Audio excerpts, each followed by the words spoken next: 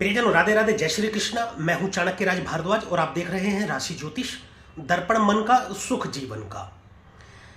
प्रियजनों, हम चर्चा कर रहे हैं केतु के राशि परिवर्तन के विषय में। प्रियजनों, केतु ने राशि परिवर्तन किया है 30 अक्टूबर सन 2023 को, जो कि तुला राशि से निकलकर और कन्या राशि में प्रवेश किया है शाम को 4:37 पर। और प्रियजनों, केतु अब आगामी 18 महीनों तक यहीं पर रहने वाले हैं। तो केतु के इस राशि परिवर्तन का, केतु के इस गोचर का क्या प्रभाव पड़ेगा आप पर, हम बता रहे हैं सभी राशि और लग्नों के विषय में केतु का प्रभाव। इसी विषय में हम अब तक वीडियो बना चुके हैं मेष और वृषभ के बारे में। आज हम जिन दो राशियों के विषय में बात करने वाले हैं प्रियजनों, वह है मिथुन राशि और कर्क राशि। प्रियजनों, राहु के विषय में बहुत बातें की गई हैं, बहुत बातें हुई हैं, परंतु केतु के विषय में थोड़ा कम बातें हुई हैं। केतु के विषय में चर्चा थोड़ा कम हुई है, तो केतु के विषय में भी जानना अति आवश्यक है, क्योंकि केतु भी आपकी जन्म कुंडली का अति महत्वपूर्ण ग्रह होता है जिसका आपके जीवन पर प्रभाव पड़ता है। तो केतु के महाराशि परिवर्तन यानी कि केतु के गोचर का क्या प्रभाव आप पर रहने वाला है, इस विषय में हम चर्चा करेंगे प्रियजनों।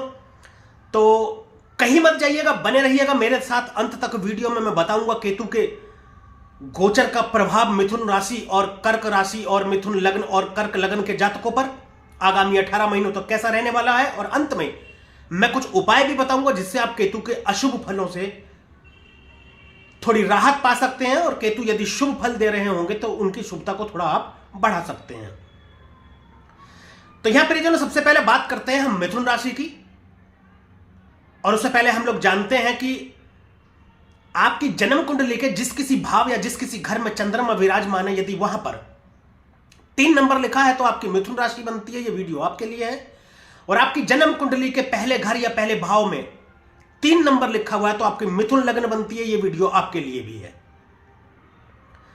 यदि किसी को अपना जन्म तिथि मालूम नहीं है या अपनी राशि या लग्न मालूम नहीं है, तो पुकारे जाने वाले नाम से आप अपनी राशि और लग्न देख सकते हैं और उस हिसाब से आप देख सकते हैं। तो प्रियजनों, चलिए हम बात करते हैं मिथुन राशि की। तो आपकी राशि से जो केतु का गोचर हो रहा है प्रियजनों, वह हो रहा है चतुर्थ भाव में। चौथे घर में केतु गोचर कर रहे हैं। चौथा भाव सुख का भाव कहा जाता है।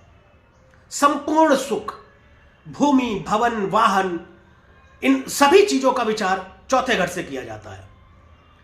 यदि जीवन में कितना सुख है या नहीं है यह देखना हो तो हम चतुर्थ भाव को देखते हैं, उसमें बैठे ग्रहों को देखते हैं, उनके प्रभाव के बारे में देखते हैं। प्रियजनों, चौथा घर चंद्रमा का घर है। माता का विचार चौथे घर से करते हैं।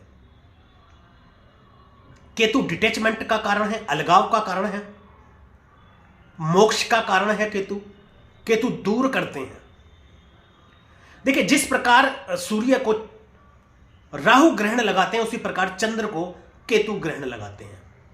तो यहां चंद्रमा पर एक तरीके से ग्रहण की स्थिति होगी, यानी कि यह सबसे पहले तो आपकी माता के स्वास्थ्य पर असर डालेंगे।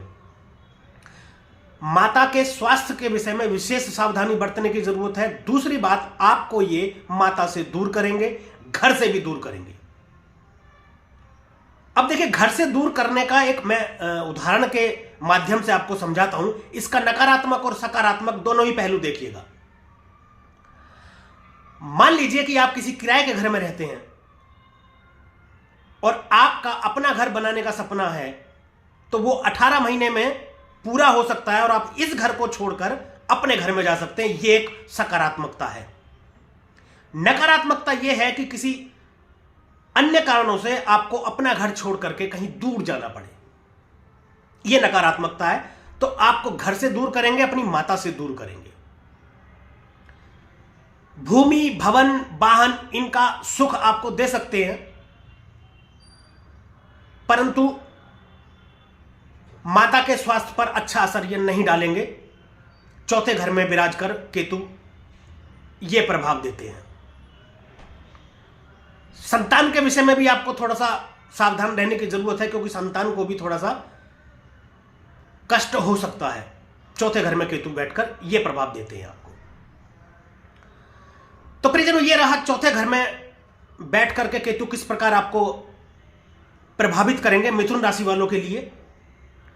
प्रियजनों, ये नकारात्मक सकारात्मक थोड़ा सा मैं स्पष्ट करना चाहूंगा। देखिए, नकारात्मक केतु क्या होता है? नकारात्मक केतु यह है कि मान लीजिए, मैं उदाहरण के तौर से समझाता हूं, मान लीजिए कि आपको कहीं जाना है और आपने प्लेन की टिकट बुक कराई, और जब आप जा रहे हैं तो किन्हीं कारणों से आप लेट हो गए और आपका प्लेन छूट गया। आप किसी महत्वपूर्ण कार्य से जा रहे थे और वहां जा नहीं पाए आप। यह है नकारात्मक केतु, यानी कि केतु अशुभ है। अब इसी का दूसरा पहलू देखते हैं कि आपने किसी प्लेन की टिकट बुक कराई और आप किसी महत्वपूर्ण कार्य से जा रहे थे और आपको देर हो गई और जाते जाते आप प्लेन नहीं पकड़ पाए, यानी कि आपका प्लेन छूट गया, आप वहां नहीं पहुंच पाए, और आपको बाद में पता चला कि वो प्लेन क्रैश हो गया। यह शुभ केतु की निशानी है। केतु आपका शुभ था, इसलिए आप बच गए। प्रियजनों, जब केतु शुभ होता है तो अपनी जान पर खेलकर भी आपको बचाता है और आपको टॉप पर पहुंचाता है, क्योंकि केतु ध्वज है, केतु विजय है। प्रियजनों, यह रहा मिथुन राशि के विषय में केतु का प्रभाव आगामी 18 महीनों तक कैसा रहने वाला है। अब एक उपाय के बारे में बात करते हैं। देखिए, मिथुन राशि के जो स्वामी हैं वह हैं बुध, और उनके देवता हैं गणेश जी। केतु के लिए भी गणेश जी की आराधना बताई जाती है, तो गणेश अथर्व शीष का आप पाठ करें, गणेश जी की आराधना करें, गणेश जी के मंदिर में जाएं, दर्शन करें। गले में आप चांदी पहन सकते हैं, मन की शांति आपको मिलेगी। विष्णु सहस्त्र का नाम पाठ कीजिए, विष्णु सहस्त्र नाम का पाठ कीजिए, आप विष्णु की आराधना कीजिए। यह रहा मिथुन राशि वालों के विषय में मिथुन राशि और मिथुन लग्न के जातकों पर केतु का प्रभाव आगामी 18 महीनों तक और कुछ उपाय। प्रियजनों, अब बात कर लेते हैं हम कर्क राशि और कर्क लग्न के जातकों पर केतु का क्या प्रभाव रहने वाला है आगामी 18 महीनों तक। इसके विषय में भी सबसे पहले मैं बता दूं कि आपकी जन्म कुंडली के जिस किसी भी घर में या जिस किसी भी भाव में चंद्रमा विराजमान है, यदि वहां पर 4 नंबर लिखा हुआ है तो आपकी राशि कर्क बनती है, और आपकी जन्म कुंडली के पहले घर या पहले भाव में 4 नंबर लिखा हुआ है तो आपकी लग्न कर्क बनती है। यह वीडियो आपके लिए है। प्रियजनों, आपकी राशि से जो केतु गोचर कर रहे हैं वह कर रहे हैं तीसरे भाव में। सबसे पहले तो यह समझ लीजिए आप कि आपके अपने छोटे भाई बहनों से किसी भी बात को लेकर के अलगाव की स्थिति पैदा होगी। किसी भी बात को लेकर के यह हो सकती है मनमुटाव की स्थिति, यानी कि उनसे दूर होंगे आप। तीसरा घर पराक्रम का भी है, तो प्रियजनों केतु पराक्रम में तो वृद्धि करते हैं, क्योंकि इनके पास है, सब कुछ है, पूरा धड़ है, पूरी शक्ति है, हाथ हैं, पैर हैं। पराक्रम में ये वृद्धि करेंगे आपके। एक और विशेष बात, परंतु ससुराल पक्ष से आपकी अनबन हो सकती है, साले और सालियों के चक्कर में पड़ करके, यानी कि मैं सीधी बात करूं कि उनसे कोई विवाद की स्थिति पैदा हो सकती है, जिससे आपके पैसे की बर्बादी हो सकती है, मुकदमेबाजी में आप फंस सकते हैं। अब से पहले ऐसा चल रहा होगा या अब ऐसी स्थिति बन रही होगी, इससे अत्यंत सावधान रहने की जरूरत है। प्रियजनों, कर्क राशि को चंद्रमा से देखा जाता है, यानी कि कर्क राशि चंद्रमा की राशि है। आपकी जन्म कुंडली में यदि चंद्रमा पीड़ित है या चंद्रमा कमजोर स्थिति में है तो आपके अंदर विचारों का उथल पुथल केतु देंगे तीसरे घर में बैठ करके। तो चंद्रमा की स्थिति को भी आपको देखना है, चंद्रमा को भी मजबूत करने के आपको उपाय करने हैं। तीसरे घर में केतु बैठ करके ये आपको प्रभाव देंगे कर्क राशि वालों के लिए। प्रियजनों, आप बात कर लेते हैं कर्क राशि वालों के लिए कुछ उपायों की। देखिए, चंद्रमा को मजबूत करने के लिए सबसे बेहतरीन और सबसे अच्छा उपाय है कि अपनी माता की सेवा करें, प्रतिदिन माता के चरण स्पर्श करें, माता के चरणों में शीश झुकाएं और माता का ध्यान रखें। गणेश अथर्वशीष का पाठ करें, गणेश जी की आराधना करें, विष्णु सहस्त्र नाम का पाठ करें। केतु उत्तम फल आपको प्रदान करेंगे। प्रियजनों, ये रहा मिथुन और कर्क राशि और मिथुन लग्न और कर्क लग्न के जातकों पर केतु का प्रभाव आगामी 18 महीने तो कैसा रहेगा और उनके कुछ उपाय। साथ ही एक और चीज, विशेष बात कि आप अपने कर्म भी अच्छे रखिएगा। देखिए, केतु अध्यात्म का कारण है, मोक्ष का कारण है केतु। तो सात्विक रहना चाहिए आपको, तामसिक नहीं रहना चाहिए।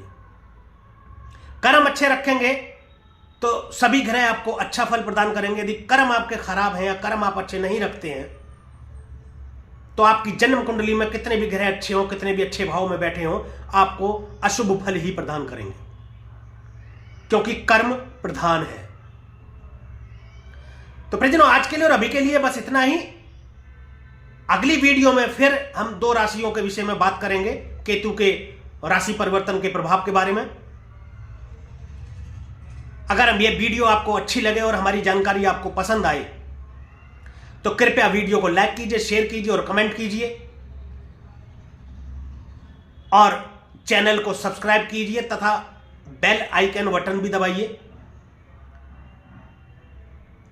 तो प्रियजनों, मिलते हैं अगले वीडियो में। तब तक के लिए राधे राधे, जय श्री कृष्णा। आप देखते रहिए राशि ज्योतिष, दर्पण मन का, सुख जीवन का।